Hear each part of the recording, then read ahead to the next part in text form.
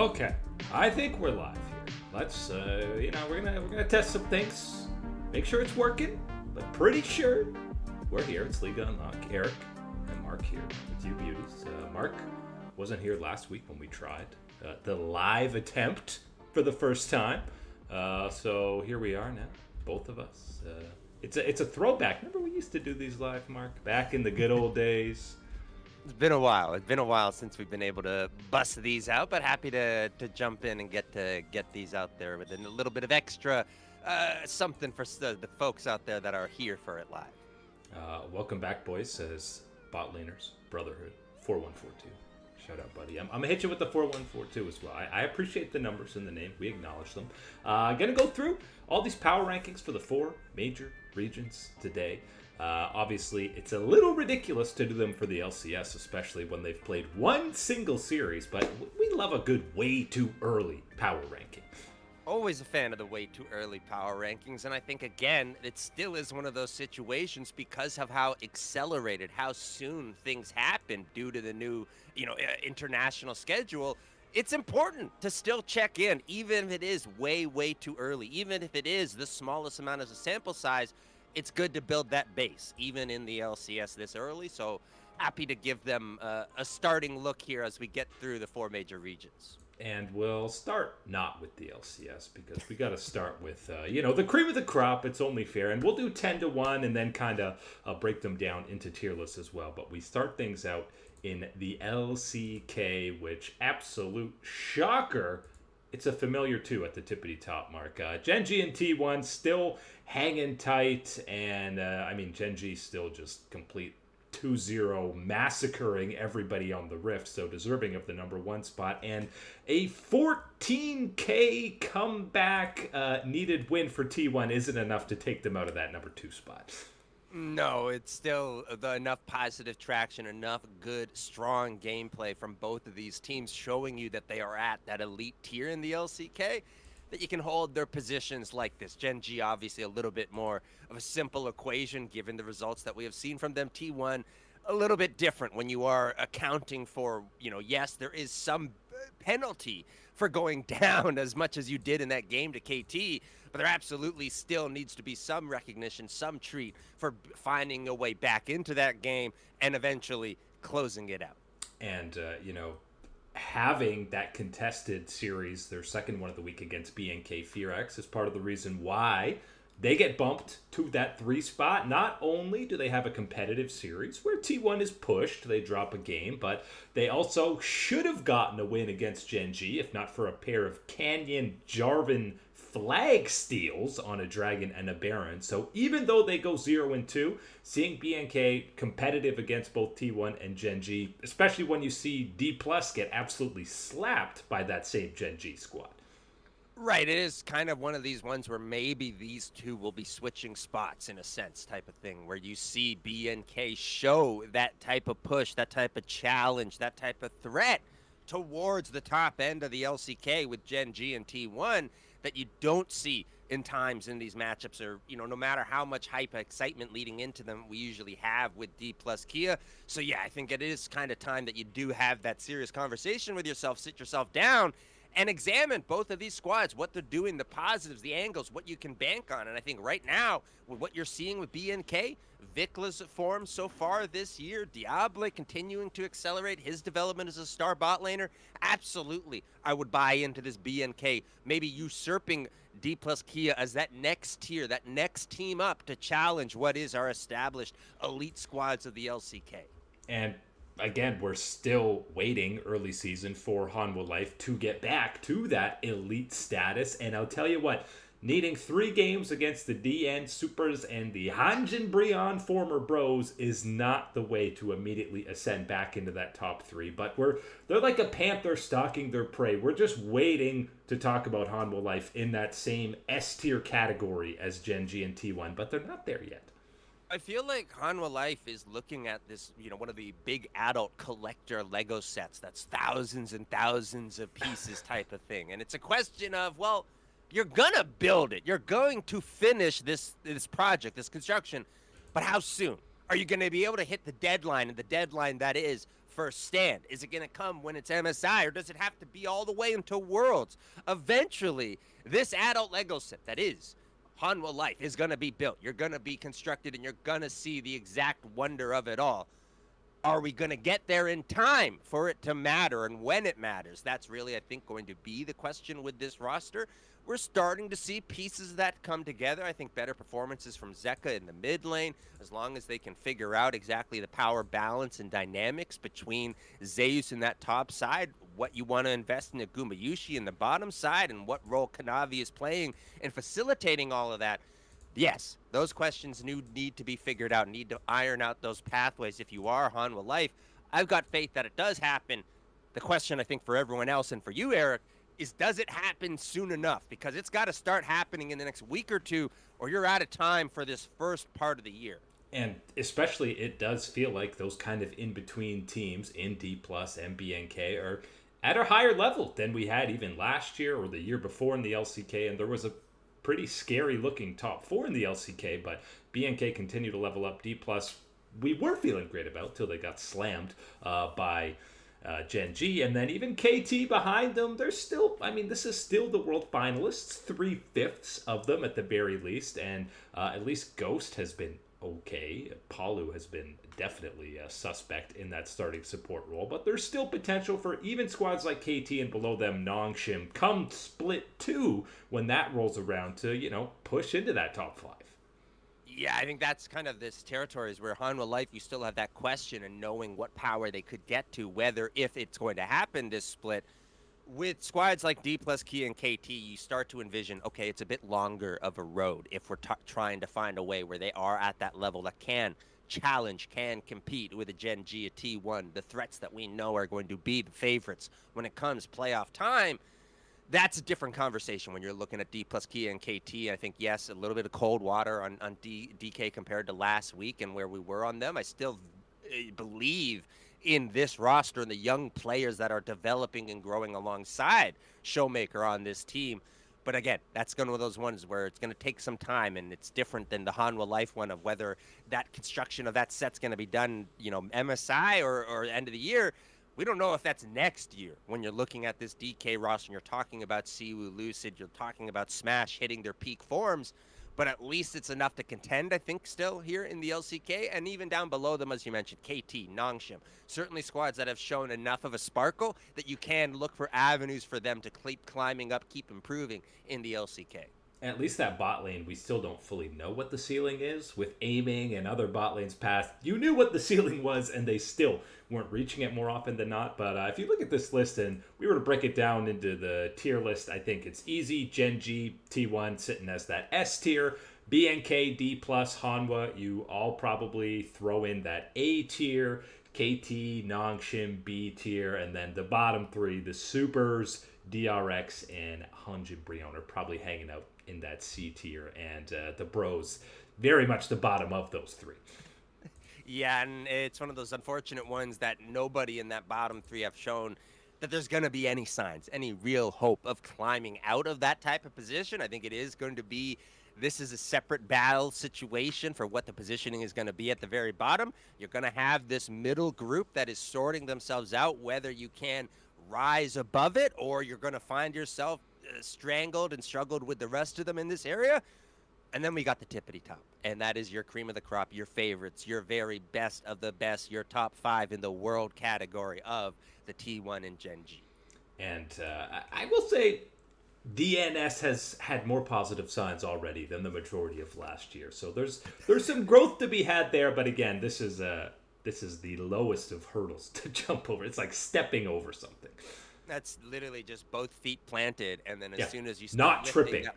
Yes, exactly. Not even taking a step at that point compared to last year. So yeah, I mean, I'll give that little ray of sunshine over the DN Supers. This is your way too early part of it when we hit to the LCS after, again, a single, at least it's a best of 3, which is probably better than a couple of best of 1s to be gauging, but only 8 squads to get through, and I think because it's so much dependent on who your matchup was, you're putting Cloud9 first, even though Leon Gaming had an absolute destructive 2 games on the Rift. That was against some subs against Dignitas. Cloud9 obviously had the more difficult matchup going opposite Team Liquid, and now we get C9 Leon head-to-head to really be able to start fleshing out these rankings properly. Yeah, it's going to take a little bit, as we've talked about before, kind of leading into the talking about the LCS, but certainly one of those ones where almost less of a power ranking and more of a pulse check in a sense about the early year. What is the state of the LCS? And right out of the gate, it is Cloud9 taking that #1 spot, and they have to, taking down in that marquee head-to-head matchup against Team Liquid, and seeing APA be part of that Cloud9 team. And really, it is about the improvements overall that we had seen from them since the Kespa Cup is why I'm so excited about seeing that result from Cloud9 and what they were able to put out on Summoner's Rift against Team Liquid. Yeah, I think that was one of the more surprise matchups on the weekend, that they did it in 2-0 fashion, even though, there were angles where Team Liquid were finding some fights there. Want to jump back real quick to the LCK, because we got Not Comp saying it's delusional to have BNK over D Plus and Hanwha Life. And I got to say, you got to watch the game so far, my man. Hanwha Life is, listen, on paper, of course they're better, but what we just said, BNK head-to-head against Gen.G and T1. Actually competitive, seen some level up, and we're still waiting for Hanwha Life, for Guma to hit his stride with the squad, and all 5 of them to be on the same page. Right now, I don't think it's delusional to have D Plus and BNK ahead. I don't think so either. I think that BNK right now, with again what you have seen, how improved, stable Vikla has been in that mid lane position, and then when you move away from him and you're looking at what Diablo can do in that bottom lane, and we know how important it is to have one of those superstar quality ADCs, not just star quality, but superstar level in the LCK to be able to compete and contend. And I see BNK doing that against Gen.G, against T1, providing that level of threat that you maybe aren't seeing with squads that are below them in this type of ranking right now. Yes, I think that Hanwha Life will outpace a BNK at some point here, and whether that happens before first stand or for MSI, that's going to be, I think, the question individually, and that will be how you make that evaluation of whether you think BNK, it's delusional to throw them up in this type of territory. But for me, at least right now, with what we have seen from Hanwha Life, and knowing that there is a very short amount of runway time still remaining until you get to that first stand point, I'd be putting my points into BNK for that next team up in the LCK outside of our elite squads in Gen.G and T1. We're holding strong in the defense of Furex in that top 3 for now. But anyways, back to the LCS, where we were. And I think the biggest surprise, I'll say, in that first week was the FlyQuest 2-0 coming at the hands of Shopify Rebellion, and how comfortable they looked for a team that made some of the biggest or most changes to the roster heading into this year. I was pleasantly surprised with how good Griffin and Cryogen looked in their debut. Yes, the FlyQuest boys answering the bell, answering the trash talk from Ludwig, trying to get a little bit of energy rolling and vibes for the Shopify crew. Backfiring time as FlyQuest gets the clapback, especially led by, as you said, Cryogen and Griffin, the rookies in this situation. And I also want to give a shout out. I think Dakos was as well pretty solid, and this is one of those ones, another player that you will be evaluating into his comparison from last year and Bwipo and things for this FlyQuest roster. Is happy with his performance, and I think overall you got to be happy with FlyQuest showing out like this. And again, maybe putting themselves back into one of those conversations for one of these teams that maybe you didn't have expectations to be in that top 3 type of category, to instantly put themselves back in that conversation. To completely overreact after one series, they might shed the dark horse status that they might have had coming into this year very quickly and just enter that contender area. Single best of 3. We'll pump the brakes. I think Shopify is still going to be an upper half team that's absolutely going to bounce back. The whole Zynie situation, they scrimmed for like 3 weeks with Insanity. He only just got here, so it's going to take some time. Think of the jarring change of moving to a whole new country, whole new league, had these visa issues. Give Zynie and SR a few weeks to get things sorted. And it certainly looked like that on Summoner's Rift, right? As far as kind of the disconnect sometimes with some of these choices, some of the positioning, not from him specifically, but again, how that interacts with everybody else on the team and these positionings for it. So I can see that absolutely being an avenue for Shopify Rebellion, and certainly it wasn't egregious or a blowout enough that you aren't thinking that this is Shopify that can rebound, find their footing again within here, knowing that it is, again, only one real matchup that we have seen in the LCS so far.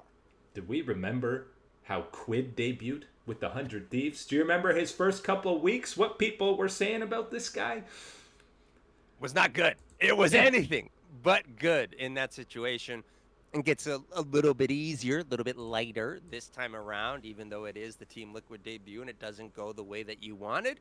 But I still have faith in him as the option that Team Liquid signed this offseason, being the best available option for them to retool, to remove forward without APA on that roster.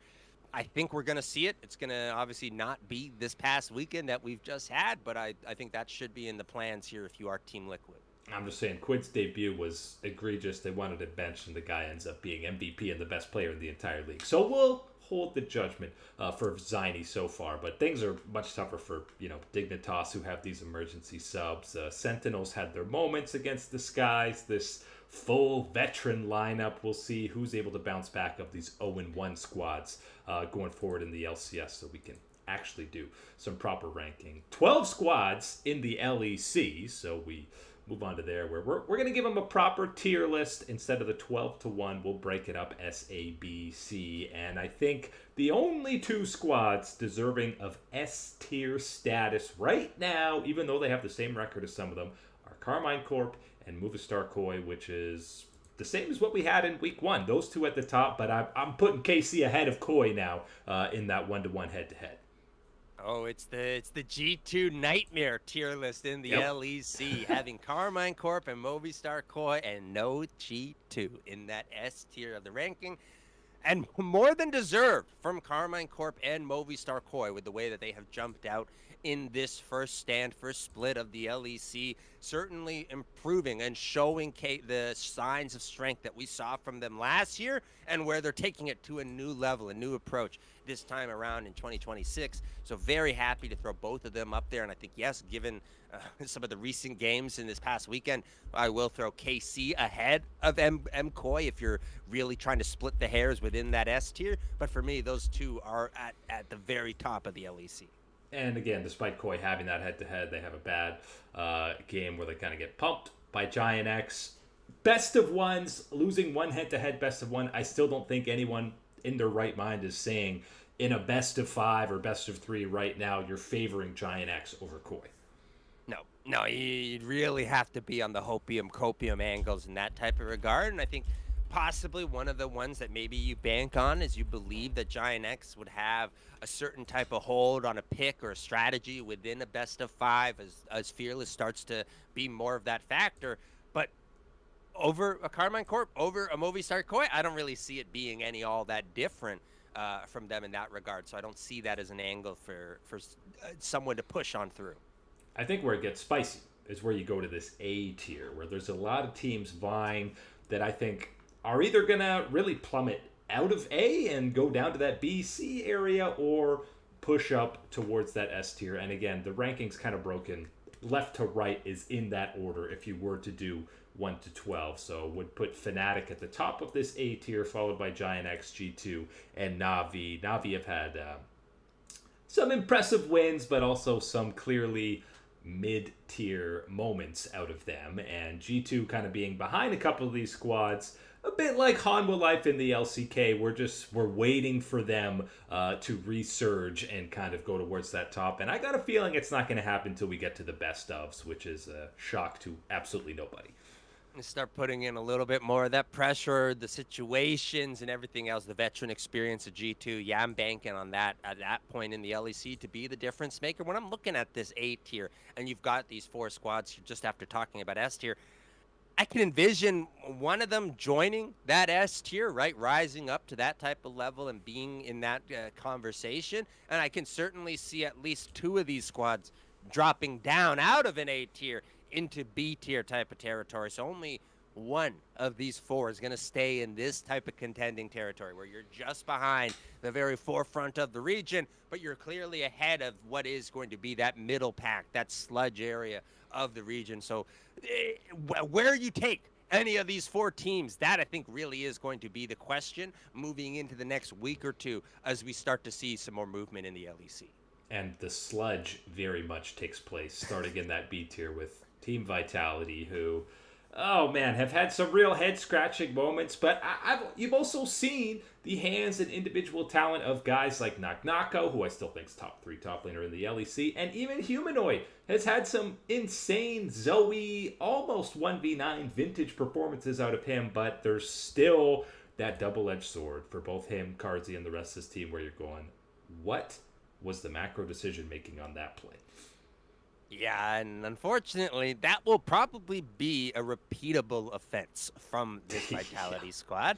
And yeah, things feel very different when you start heading into this B tier of the LEC. Yes, it is more of a sludge, but I still think that when you were talking in this B tier, there is hopes, there is aspirations to try and make a miracle run, something to happen, run the table, whatever type of situation.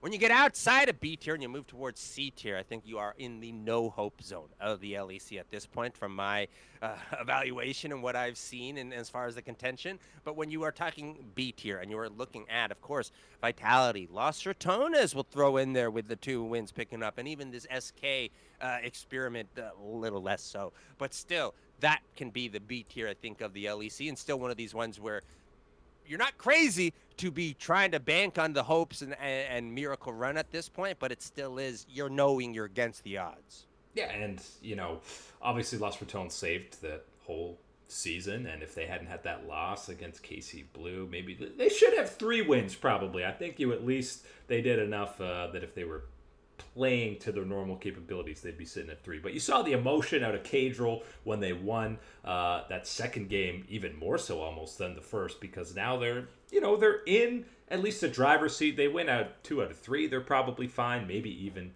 well, I'm not going to say 1 out of 3. They need at least a couple more wins to really guarantee themselves getting through, even if the bottom of that table is looking a little bit weaker in the LEC.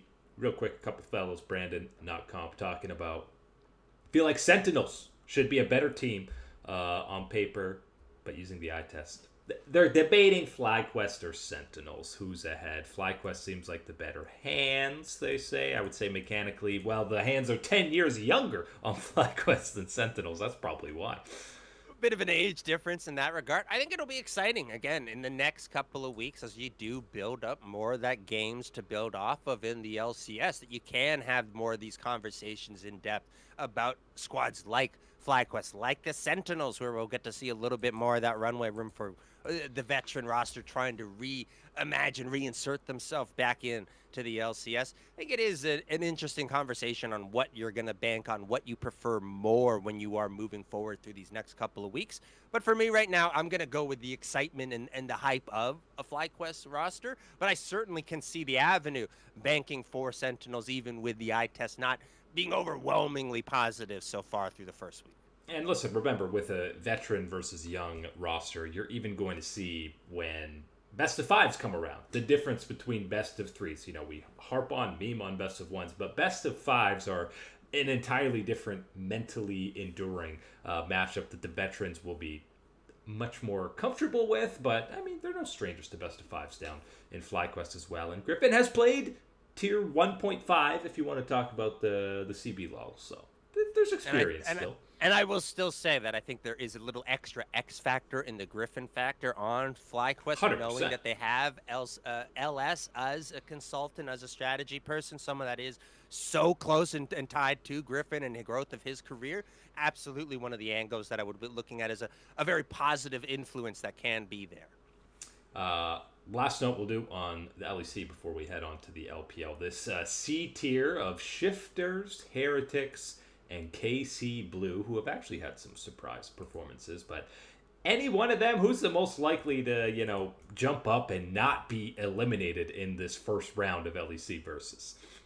It has to be, I guess, KC Blue, but when you're looking at the again, what results you have and what is staring up against you, it's hard to envision any of these 3 finding their way out of this type of position of doom type of thing. But I think out of the 3, to me, as far as who deserves it and what we have seen as far as the quality of game, I would go with KC Blue.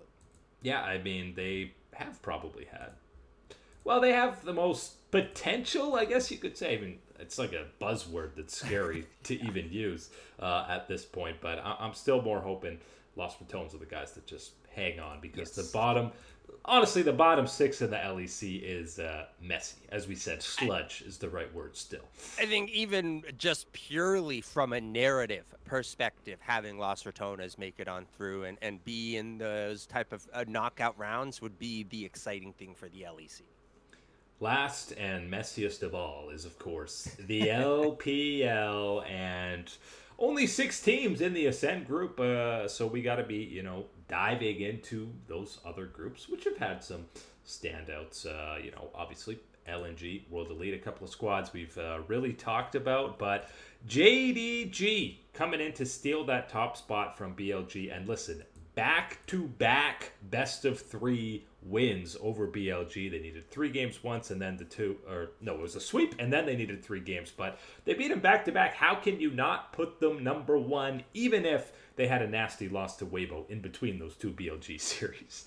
Yeah, important to note that one, because that really sets the table that, yes, despite being at the top, despite beating out a lot of the expectations in early rankings on where you would have thrown a squad like JDG, even with a lot of the pros and potential that you could look at, to see them up here and to know where they are, and knowing that loss to Weibo does paint a little bit more of a better picture as far as what that top tier really is in the LPL and how much of confidence you can have in it.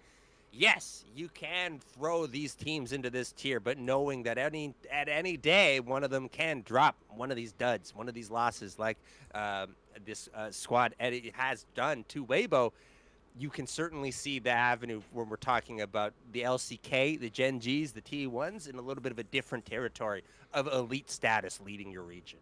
And listen, BLG, a little propped up by Knight playing out of his mind early on. He's still got 3 out of their 4 series MVPs, has been smashing people, and the bot lane for JDG has been elite, but Viper is still a little bit sus. My man, bottom 5 in the LPL in goal percentage, kill participation, damage percentage, gold per minute. We're still waiting for this LPL god MVP who was winning with EDG and so reliable on Hanwha Life. Him and On are still not quite on the same page, it seems.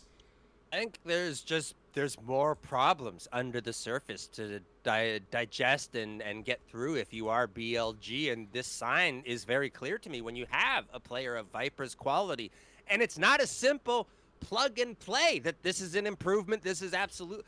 Because of that, that's where I believe there are underlying issues within the structure, the organization, the prioritization out there on Summoner's Rift from some of these players. And you're looking at Knight, you're looking at Bin, I think specifically in the top side, not really had much of a Giga Bin type of influence on this year, and certainly one of those ones where his resources, his focus can detract from what would be resources or focus put into Viper. So again, figuring out that exact balance, that exact dynamic is going to be the equation, I think, for BLG to sort out. And if they're able to figure it out, they could be the strongest team in the LPL. But until they figure it out, they're going to be playing catch up to that, at the very least, a squad like JDG. Yeah, and not comp dropping in here. Feels like JDG is more volatile, but they look so good when they are right. And he thinks Honkyu could be top 5 mid laner international if he plays to his potential. And I mean, we almost saw him reach those levels last year even. He was close at times, right, when you're evaluating certain aspects of being that mid laner and what you're doing for your team and individually. But I think the environment that he is in now in the LPL, and especially the role that he is going to play for this JDG team, it is going to skyrocket his potential so much. And absolutely one of these ones where I'd love to revisit that type of comment, that type of thought when we're talking about MSI. Well, heck, not even MSI. We might even get it as early as first stand type of thing. But at least at one of these international events, which I'm assuming JDG will earn a right to represent the LPL at, I think that Honkyu is absolutely on that type of path right now. And if he, again, continues to accelerate to that, it's only more fuel into what is JDG in their prime form. I say prime form because I think there is some credibility, especially the Weibo series too, them being a little bit volatile with their performance. But I think that's also something that we could see ease out with more time spent with Tabe behind the scenes as that head coach. Yeah, and again, it's two LPL teams going to first stand this year as a change from the format from last year. If you're breaking these LPL teams again into tiers, you'd probably have JDG, BLG in that S tier, and if you're doing that, alone in the A tier stands anyone's legend because they are rising up. They've won 3 series in a row now, looking like the team fighting gurus more and more so, like we saw throughout all of 2025. They have, one more win, same win-loss record overall, but one more series game win than the other two. But they're right there behind those two squads right now just because they had that a bit of a slow start. They're getting things back online, but looking more and more like last year's selves. And very much so happy to have them in their own type of tier because it represents that, yes, there is a level that has been above where your play has been so far to start out the year. But you represent as a challenger something that everybody else that could have joined an A tier or is in B tier doesn't represent right now in the LPL as that defending champion in anyone's legend and how they are going to approach this split. And I think, again, without Tabe for them and with Tabe for JDG, it's kind of like the protege trying to get back up there and, oh, this is your new student? No way, you replaced me with him? I'm waiting for the anime storyline where we get the JDG versus anyone's legend, the Tabe showdown.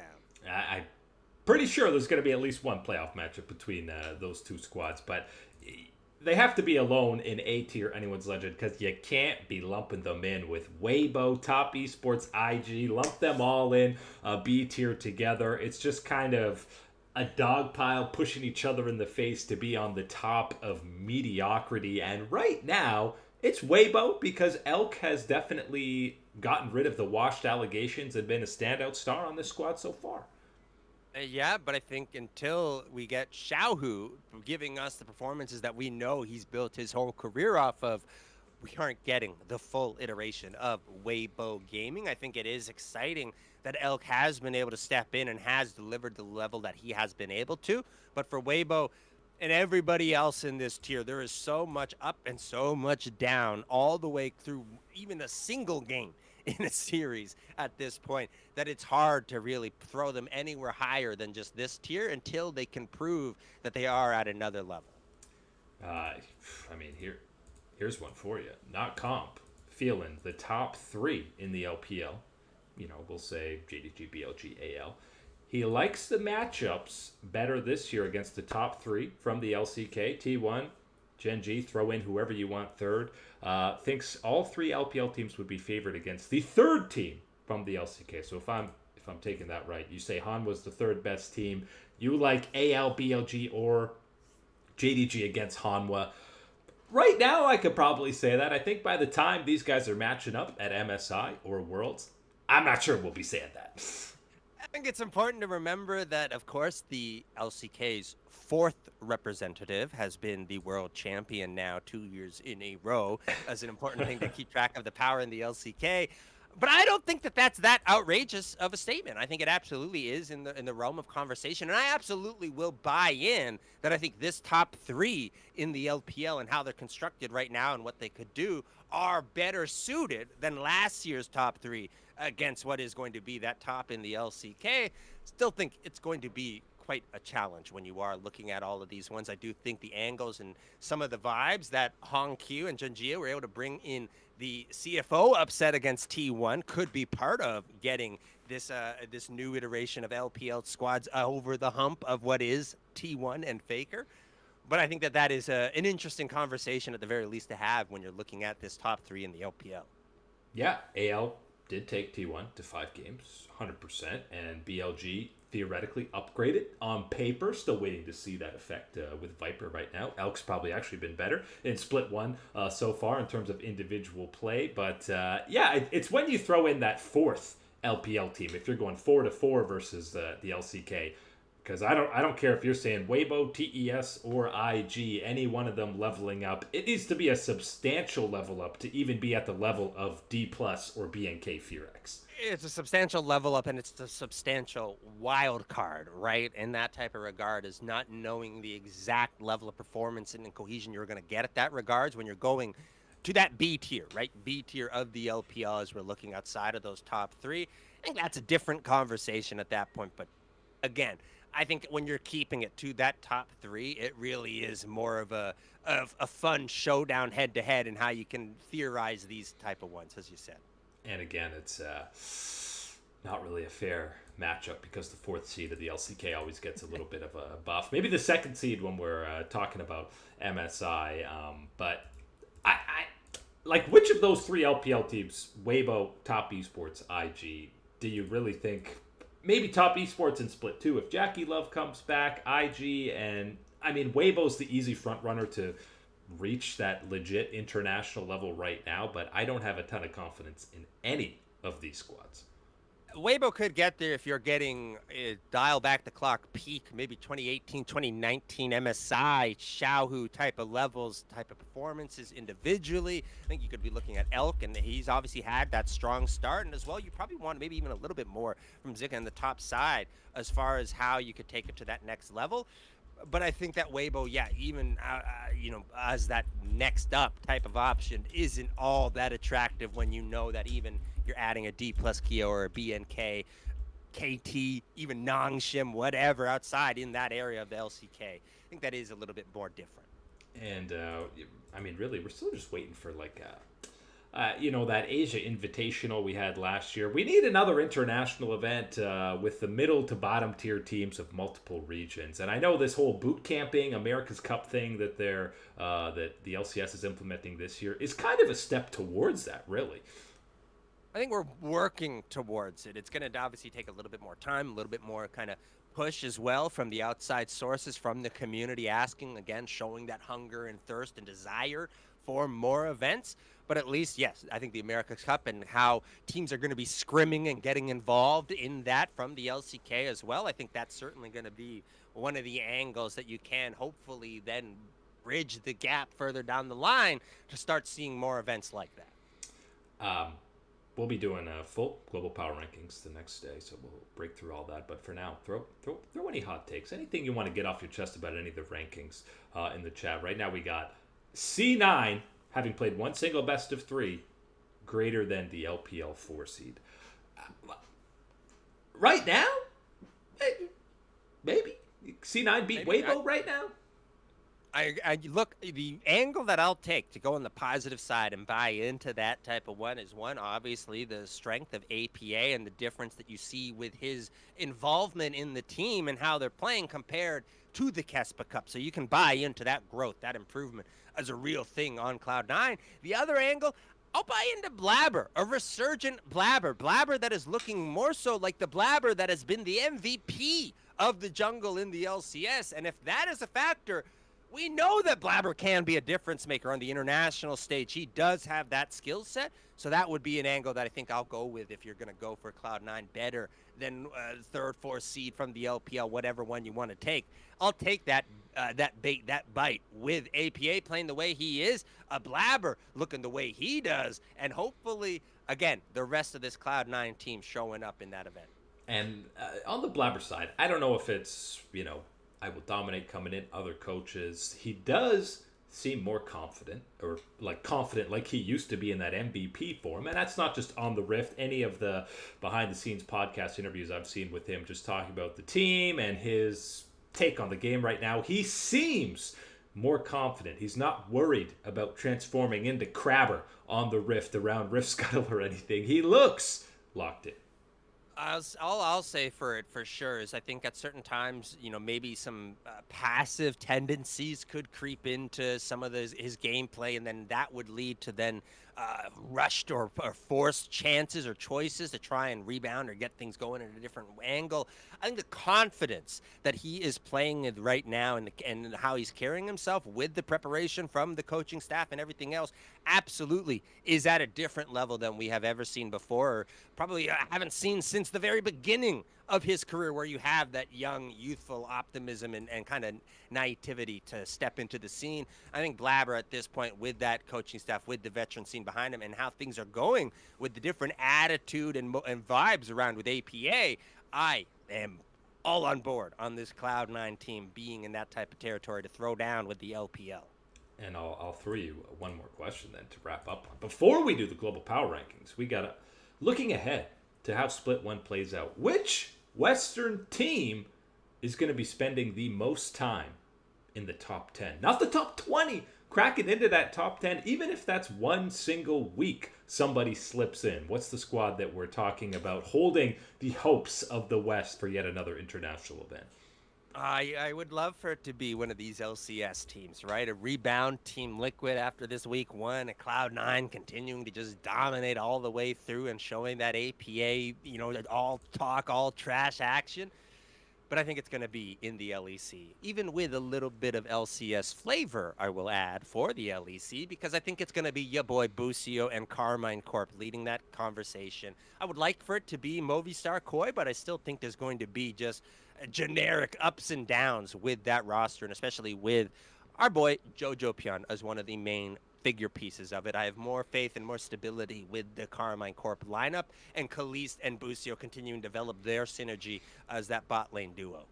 Early signs are definitely that the LEC has less of a runway to kind of find out where they end up, because, I mean, besides Cloud9, there were sweeping changes in most rosters in the LCS. Koi's the exact same, G2's the exact same. Carmine Corp made these two, what I would say are upgrades. I mean, Yahoo, you can say, okay, maybe it's a side grade. Maybe you prefer having Vladdy in there. But Busio, again, is such a huge upgrade for this squad that it feels like the ceiling of all the Western teams is the highest for KC. Which I will give Kiahu some credit that I think that this was a better weekend for him overall, and was one where he was more involved in the positive things going, right? For Carmine Corp, absolutely give him a little bit extra, maybe some credit in that regard, but still thinking that the majority of the vibes, of the excitement and hope around Carmine Corp is, of course, that bottom lane of Khalees and Busio, and especially the way that they're going to grow this year. That's the vibes I'm going with. We're going to see a lot more of the blue wall in the top 10. And again, not compensating, still thinks Lion Gaming has a lot of upside, despite, I mean, it did show its upside in its first series. He's saying it didn't. It just happened to be against, number one, even if it was Dignitas in their full lineup, nobody would be overreacting. But with the sub bot lane, everybody's pumping the brakes. But if Lion rolls out and 2-0 steamrolls Cloud9, well then, yeah, all of a sudden we're feeling really good about Inspired and the boys. A very different conversation at that point if they are able to take down Cloud9 and keep this ball rolling, keep the aggressive gameplay happening, right? Seeing all these type of things going right, and seeing that vibes and that strategy where it so lines up with Inspired and what he wants to do and how he wants to play. I can see the Leon Gaming absolutely going down that route. And I will add as well, our boy in the top side, looking in and checking in on there with Mr. Big Dokes. I think that as well, someone that is going to provide some excitement, some good angles here in the LCS this year. There's potential for multiple LCS teams to kind of step in, and it's still very much, I mean, in the LEC as well, it feels like it's the most open the top half of both of these regions have been in a very long time, and you could really extend that to the LCK and the LPL. I know Gen G is a big favorite, but it feels like all four major regions, we're used to at least one squad being like, yeah, they're going to win. Who's playing for second? As dominant as Gen G has been, you still feel like T1 or Hanwha could take the throne from them. If you see, again, like if you're keeping track, kind of looking in that B tier of the LPL, the Weibos and so, they can absolutely be more of a thing. If you're looking in the LCK, you're looking again, Nongshim, KT, Deep, DK, that type of area. If they show something, yeah, then it's a different conversation as far as whether one of these Western LCS, LEC teams can maintain a position in the top 10. But given their uncertainty, given the instability, with so many of those squads that are in the kind of that bubble territory, yeah, I absolutely can see a lot of weeks lining up for either a dominant Carmine Corp, a Cloud9, Leon Gaming, whoever it is, flavor of the month, flavor of the week from the LCS and LEC, climbing and maintaining one of these top 10 spots in the world. Let's let's maybe manifest 2 Western teams in that top 10. It's definitely not going to happen this first or second week of Global Power Rankings that we're going to do, but who knows? They might be showing up multiple times. We had it last year. We had FlyQuest and G2 hanging out there for a good chunk out of the year, but we'll save all that for those Global Power Rankings, which will be the next video. But that is it today for these domestic power rankings. Thank you guys for hanging out live, supporting as always, keeping the chat going. We're going to try and do this every Tuesday, so thank you so much for the support as always.